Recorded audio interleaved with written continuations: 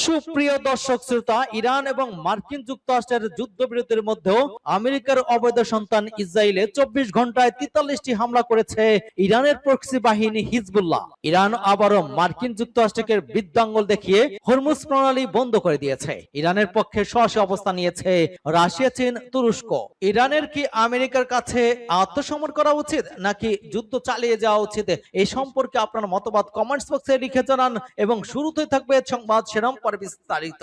ইসরায়েলে হিজবুল্লাহর ক্ষেপণাস্ত্র হামলা জোরদার, 10 মিনিটে 30 ক্ষেপণাস্ত্র নিক্ষেপ। আরো বিস্তারিত জানিয়ে দিব। হরমুজে বিধ্বস্ত $24 কোটি মার্কিন নৌবাহিনীর অত্যাধুনিক ড্রোন। নতুন 2 শর্তে আলোচনায় ফিরতে চায় যুক্তরাষ্ট্র, ইরান কি মানবে? আরো জানিয়ে দিব। ইউক্রেনে এক রাতে 3 শতাধিক ড্রোন এবং ক্ষেপণাস্ত্র ছুড়ল রাশিয়া। হরমুজ প্রণালী খোলা নিয়ে ট্রাম্পের নতুন বার্তা। মার্কিন নৌ অবরোধ মোকাবেলায় ইরানের নতুন কৌশল। এবার লোহিত সহ 3 সাগর অবরোধের হুঁশিয়ারি ইরানের। এবং সর্বশেষে জানিয়ে দিব, পারমাণবিক হামলার হুমকি, ইরান ভয় পায় না, রাষ্ট্রদূতের হুঙ্কার। এতক্ষণ শুনছিলেন সংবাদ শিরোনাম, এখন বিস্তারিত। তবে তার আগে অনুরোধ থাকবে এই ভিডিওতে একটি লাইক দিন এবং কমেন্টস করে জানিয়ে দিন আপনি কোন জেলা থেকে বা কোথা থেকে আমাদের সাথে যুক্ত রয়েছেন। এবং সংবাদের সর্বশেষ গুরুত্বপূর্ণ আপডেট পেতে চ্যানেলটি সাবস্ক্রাইব করে আমাদের সঙ্গেই থাকুন। ধন্যবাদ। ইসরায়েলের হিজবুল্লাহর ক্ষেপণাস্ত্র হামলা জোরদার, 10 মিনিটে 30 ক্ষেপণাস্ত্র নিক্ষেপে। লেবাননের ইসলামী প্রতিরোধ আন্দোলন হিজবুল্লাহ উত্তর ইসরায়েলে তথা ইসরায়েলের দখল করা উত্তর ফিলিস্তিনি উত্তর অঞ্চলে প্রতিশোধমূলক হামলার অংশ হিসেবে ক্ষেপণাস্ত্র হামলা জোরদার করেছে। আল জাজিরা সহ সংবাদ সূত্রগুলো জানিয়েছে, আজ বুধবার হিজবুল্লাহ নতুন করে তীব্র ক্ষেপণাস্ত্র হামলা শুরু করলে সীমান্তবর্তী কিরিয়াতের সামনা শহর এবং আশেপাশের অঞ্চলে সাইরেন বেজে ওঠে। মাত্র 10 মিনিটে হিজবুল্লাহ 30টি ক্ষেপণাস্ত্র উত্তর ইসরায়েল এবং বিশেষ করে আল জালিল অঞ্চলের পশ্চিম অংশে 10টি ক্ষেপণাস্ত্র আঘাত এনেছে বলে ইসরায়েলি কোন সূত্র উল্লেখ করেছে। ইহুদিবাদী ইসরায়েলি চ্যানেল 12 জানিয়েছে, লেবানন থেকে ইসরায়েলি কিরিয়াতের সামন শহরে এবং আশেপাশের অঞ্চলে 8টি ক্ষেপণাস্ত্র আঘাত এনেছে। এছাড়া ইসরায়েলি দখল করা আক্কা, নেহারিয়া, আল জালিল, আলিয়া, পশ্চিম আল জালিল অঞ্চলে সাইরেন বা সতর্ক ঘন্টা বেজে ওঠে বলে ইসরায়েলি সূত্রগুলো জানিয়েছে। হরমুজে বিধ্বস্ত $24 কোটি মার্কিন নৌবাহিনীর অত্যাধুনিক ড্রোন। ইরান যুক্তরাষ্ট্র আলোচনা দিদার মাঝেই এবার পারস্য উপসাগরে নিজেদের একটি অত্যাধুনিক নজরদারি ড্রোন হারানোর কথা জানিয়েছে যুক্তরাষ্ট্রের নৌবাহিনী। গত 9 এপ্রিল MQ-4C টাইটন মডেলে ওই ড্রোনটি হরমুজ প্রণালী অঞ্চলের আকাশে বিধ্বস্ত হয়। প্রায় $24 কোটি মূল্যের ওই ড্রোনটি যুক্তরাষ্ট্রের সামুদ্রিক গোয়েন্দার নজরদারির অন্যতম গুরুত্বপূর্ণ উপাদান। মার্কিন নৌবাহিনীর নেভাল সেফটি কমান্ড জানায়, নিয়মিত টহল মিশন শেষে ইতালির নেভাল এয়ার স্টেশন সিগোনালা ঘাটিতে ফেরার পথে ড্রোনটি হঠাৎ জরুরি সংকেত পাঠাতে শুরু করে। ফ্লাইট ডেটা অনুযায়ী প্রায় 50,000 ফুট উচ্চতা থেকে দ্রুত নিচে নামতে নামতে এক পর্যায়ে সেটি রাডার থেকে অদৃশ্য হয়ে যায়। ঘটনাটি ক্লাস এফ মিসম্যাপ হিসেবে চিহ্নিত করা হয়েছে, যা বড় ধরনের ক্ষয়ক্ষতি বা সম্পূর্ণ প্ল্যাটফর্ম হারানোর ক্ষেত্রে ব্যবহৃত হয়। নর্থ্রপ গ্রুপের নির্মিত ওই ড্রোনটি দীর্ঘ সময় ধরে উচ্চ আকাশে থেকে বিধ্বস্ত সমুদ্র এলাকা পর্যবেক্ষণ করতে সক্ষম। উন্নত রাডার এবং সেন্সর ব্যবহার করে, কারণ এটি কার্যত একটি উড়ন্ত নজরদারি হিসেবে কাজ করে, যা যুক্তরাষ্ট্রের সামরিক পরিকল্পনা এবং গোয়েন্দা তৎপরতার গুরুত্বপূর্ণ ভূমিকা রাখে। ড্রোনটি বিধ্বস্ত হয়েছে সে বিষয়ে এখনো নির্দিষ্ট কোনো কারণ জানায়নি মার্কিন কর্তৃপক্ষ বা শত্রুপক্ষের সম্পৃক্ততার বিষয়টি নিশ্চিত করা হয়নি। তবে প্রতিরক্ষা বিশেষজ্ঞদের মতে, এমন একটি উচ্চ প্রযুক্তির ড্রোন হারানো শুধু তাৎক্ষণিক নজরদারিতে প্রভাব ফেলবে না, বরং এর ধ্বংসবিশেষ প্রতিপক্ষের হাতে গেলে প্রযুক্তিগত তথ্য ফাঁস হওয়ার ঝুঁকি তৈরি করে। নতুন 2 শর্তে আলোচনায় ফিরতে চায় যুক্তরাষ্ট্র, ইরান কি মানবে?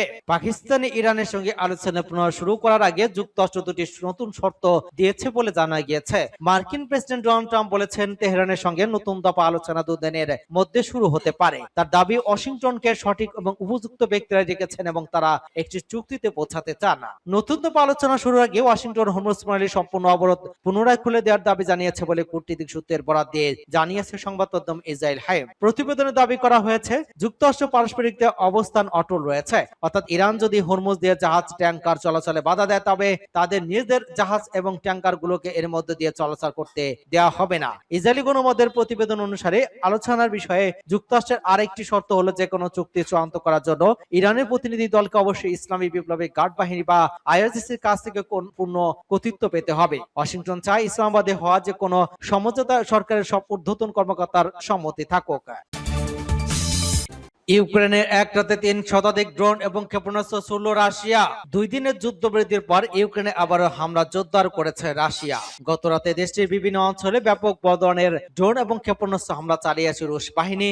এতে অন্তত একজন নিহত এবং 7 জন আহত হয়েছেন বলে জানিয়েছেন ইউক্রেনের কর্মকর্তারা, খবর রয়টার্সের। গত সপ্তাহে ইস্টার সানডে উপলক্ষে ইউক্রেনের সাথে 2 দিনের যুদ্ধবিরতি ঘোষণা করে রাশিয়া। ক্রেমলিনের এক বিবৃতিতে জানানো হয়, অর্থোডক্স ইস্টার উপলক্ষে শনিবার বিকেল থেকে রোববার সূর্যাস্ত পর্যন্ত অব্যাহত থাকবে যুদ্ধবিরতি। ঘোষণা অনুযায়ী সব ফ্রন্টে সামরিক অভিযান বন্ধ রাখার নির্দেশ দিয়েছেন রুশ প্রতিরক্ষা মন্ত্রী আন্দ্রেই বেলুসভ। কিন্তু রাশিয়া এবং ইউক্রেন উভয় একে অপরের বিরুদ্ধে যুদ্ধবিরতি লঙ্ঘনের অভিযোগ আনে। ইউক্রেন অভিযোগ করে যুদ্ধবিরতি ঘোষণার পরও রুশ বাহিনী ড্রোন হামলা এবং গোলাবর্ষণ চালিয়েছে। দাবি, এই সময়ের মধ্যে রাশিয়া অন্তত 2299 বার যুদ্ধবিরতি লঙ্ঘন করেছে। অন্যদিকে রাশিয়ার প্রতিরক্ষা মন্ত্রণালয় দাবি করে ইউক্রেনে প্রায় 1971 বার যুদ্ধবিরতি লঙ্ঘন করেছে।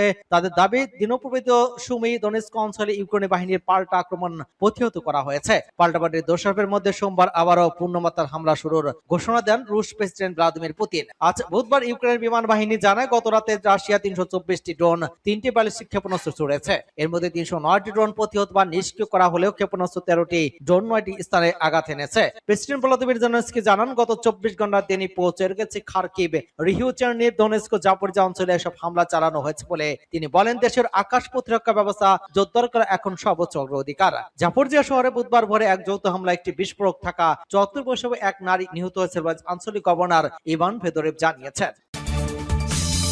হরমুজ প্রণালী খোলা নিয়ে ট্রাম্পের নতুন বার্তা। মার্কিন প্রেসিডেন্ট ডোনাল্ড ট্রাম্প ট্রুথ সোশ্যালে দেয়া এক নতুন পোস্টে বলেছেন, তিনি হরমুজ প্রণালী স্থায়ীভাবে খুলে দিয়েছেন এবং এ কারণে চীন খুবই খুশি। গুরুত্বপূর্ণ হরমুজ প্রণালী আর কখনো অবরুদ্ধ হবে না বলে মন্তব্য করেছেন ট্রাম্প। এছাড়া চীন ইরানকে অস্ত্র সরবরাহ না করার ব্যাপারে সম্মত হয়েছে বলে দাবি করেছে রিপাবলিক এই নেতা। তবে সাম্প্রতিক কিছু প্রতিবেদনের সঙ্গে তার ওই দাবি অসামঞ্জস্য বলে মনে হচ্ছে। মার্কিন সংবাদ মাধ্যম সিএনএন জানিয়েছে, বেইজিং তেহরানকে আকাশ প্রতিরক্ষা ব্যবস্থা সরবরাহ করার প্রস্তুতি নিচ্ছে। অন্যদিকে ফিনান্সিয়াল টাইমস বলেছে, মার্কিন সামরিক ঘাঁটিগুলোর অবস্থান শনাক্ত এবং সেগুলোর লক্ষ্যবস্তুতে পরিণত করতে চীনা গুপ্তচর স্যাটেলাইট ব্যবহার করে আসছে ইরান। তবে চীনের পররাষ্ট্র মন্ত্রণালয় সাম্প্রতিক দিনগুলিতে বারবার অস্বীকার করেছে যে তারা ইরানকে কোনো ধরনের সামরিক সহায়তা দিচ্ছে। এদিকে মার্কিন অবরোধ অব্যাহত থাকলে লোহিত সাগর, পারস্য উপসাগর এবং ওমান সাগরের মধ্য দিয়ে বাণিজ্য বন্ধ করে দেওয়া হবে বলে সতর্ক করেছে ইরানের সামরিক বাহিনী। ইরানের রাষ্ট্রীয় টেলিভিশন প্রচারিত এক বিবৃতিতে ওই সতর্কতা দিয়েছেন দেশটির সামরিক কেন্দ্রীয় কমান্ডার সেন্টার প্রধান আলী আবদালি, খবর টাইমস অফ ইসরায়েলের। তিনি বলেছেন, যুক্তরাষ্ট্র তার অবরোধ অব্যাহত রাখে এবং ইরানের বাণিজ্যিক জাহাজ এবং তেল ট্যাঙ্কারগুলোর জন্য নিরাপত্তাহীনতা সৃষ্টি করে, তবে তা যুদ্ধবিরতি লঙ্ঘনের একটি ভূমিকা হিসেবে গণ্য হবে। আলী আবদালি আরো বলেছেন, ইরানের শক্তিশালী সশস্ত্র বাহিনী পারস্য উপসাগর, ওমান সাগর এবং লোহিত সাগরের কোনো ধরনের রপ্তানি বা আমদানি চলতে দেবে না। মার্কিন অবরোধ মোকাবেলা ইরানের নতুন কৌশল। যুক্তরাষ্ট্রের আরোপিত অবরোধের নেতিবাচক প্রভাব মোকাবেলায় নতুন কৌশল গ্রহণ করেছে ইরান। এখন থেকে স্থলপথে প্রতিবেশী দেশগুলোর সঙ্গে বাণিজ্য, সীমান্ত বাণিজ্য এবং আরো শক্তিশালীর উপর গুরুত্ব দিচ্ছে তেহরান। সমুদ্রপথে পণ্য পরিবহনে বাধা আসায় নতুন ওই কৌশল নিল ইরান। সংবাদ মাধ্যমের প্রতিবেদনে বলা হয়, ইরানের পররাষ্ট্রমন্ত্রী ইস্কান্দার মোমিনী সীমান্ত প্রদেশগুলোর গভর্নরদের নিরবিচ্ছিন্ন পণ্য আমদানি এবং রপ্তানি নিশ্চিত করার নির্দেশ দিয়েছেন। ইরান সরকারের ওয়েব পোর্টালে প্রকাশিত একটি নথিতে উল্লেখ করা হয়েছে, জনসাধারণের জীবনযাত্রার উপর শত্রুর হুমকির প্রভাব নিষ্ক্রিয় করার লক্ষ্যে সীমান্ত অঞ্চলগুলোর গভর্নরদের উচিত সীমান্ত বাণিজ্যে আরো শক্তিশালী করা এবং উন্নয়ন করা। এর মধ্যে নিত্য প্রয়োজনীয় পণ্যের আমদানি এবং উৎপাদিত পণ্যের রপ্তানি অন্তর্ভুক্ত। ওই উদ্দেশ্যে জাতীয় এবং আঞ্চলিক সব সম্ভাব্য সম্পদকে কাজে লাগাতে হবে এবং সীমান্ত এলাকায় সম্ভাব্য সমিতি সহ বিভিন্ন জনকল্যাণমূলক সংস্থার সঙ্গে সমন্বয় করতে হবে। উল্লেখ্য, গত 28 ফেব্রুয়ারি ইরানের উপর যৌথভাবে হামলা শুরু করে যুক্তরাষ্ট্র এবং ইসরায়েল। তাৎক্ষণিক পাল্টা জবাব দিতে শুরু করে তেহরান ও ইসরায়েল এবং মধ্যপ্রাচ্যের বিভিন্ন দেশে অবস্থিত মার্কিন স্বার্থ সংশ্লিষ্ট স্থাপনা এবং সামরিক ঘাঁটিতে একের পর এক হামলা চালায় তেহরান। এতে অগ্নিগর্ভে পরিণত হয় গোটা মধ্যপ্রাচ্য, সেই সঙ্গে বিশ্ব জ্বালানি বাণিজ্যের গুরুত্বপূর্ণ রুট হরমুজ প্রণালী বন্ধ করে দেয় ইরান। এতে বিশ্বজুড়ে জ্বালানি সরবরাহ ব্যবস্থা চরম বিপর্যয় নেমে আসে, কেননা এই প্রণালী দিয়ে বিশ্বের 1/5 জ্বালানি পরিবহিত হয়। এবার লোহিত সহ 3 সাগর অবরোধের হুঁশিয়ারি ইরানের।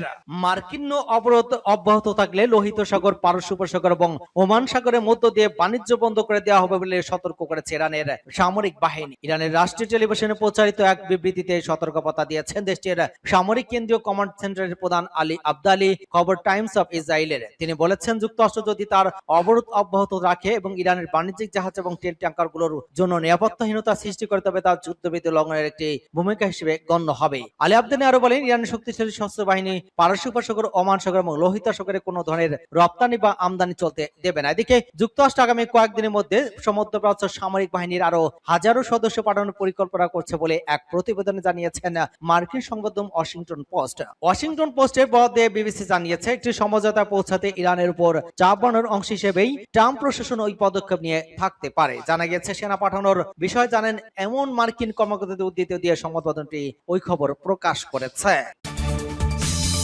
পারমাণবিক হামলার হুমকি, ইরান ভয় পায় না, রাষ্ট্রদূতের হুঙ্কার।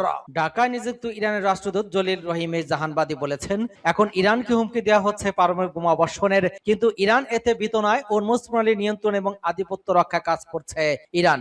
এই যুদ্ধ ইরানের বিরুদ্ধে নয়, এটি মুসলিম উম্মার বিরুদ্ধে ইসলামের বিরুদ্ধে যুদ্ধ।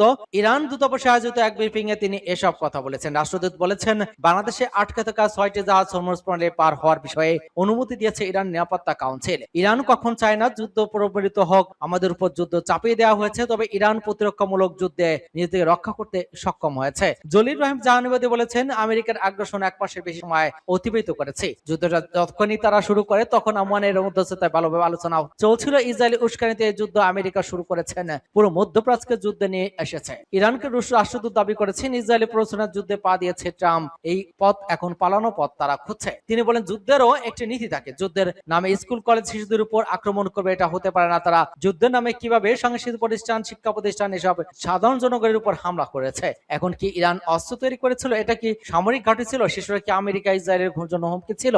আমেরিকা ইসরায়েল বা মানবাধিকার লঙ্ঘনের কথা বলে তারা কি মধ্যে কেটে পড়ে না? মুসলমান কি অপরাধ? আমাদের মসজিদগুলো তো তারা মনে করে উগ্রবাদের আখড়া, তারা মুসলিম বিশ্বকে ধ্বংস করতে চায়। তিনি আরো বলেন, মধ্যপ্রাচ্যের বিভিন্ন দেশে আমেরিকা 14টি ঘাঁটিতে ধ্বংস করে দিয়েছে। প্রতিবেশী আরব দেশগুলোতে ঘাঁটি থেকে বিমান করা, ইরানে বোমা বর্ষণ করা হচ্ছে, নারী শিশু মারা যাচ্ছে।